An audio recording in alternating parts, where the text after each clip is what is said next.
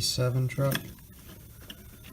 Show you a little fuel mod you can do for practically nothing, gives you a little more fuel flow. So inside this housing,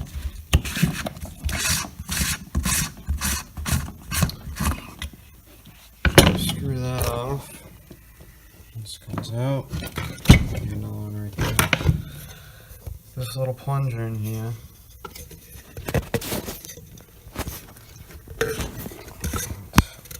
Left-hand thread, so I'll strip it out.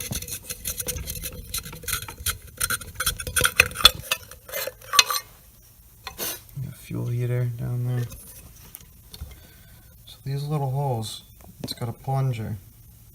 If you just take a drill, or if you have a later model truck, it'll just fall out when you take it out. But on the earlier model trucks, you'll have to take a drill bit, drill it out, and then basically I'll have all this room for the fuel to flow in instead of the safety. Basically prevents you from running your truck without a filter or a lid. But if this is a fleet truck or anything like that, I wouldn't recommend doing this.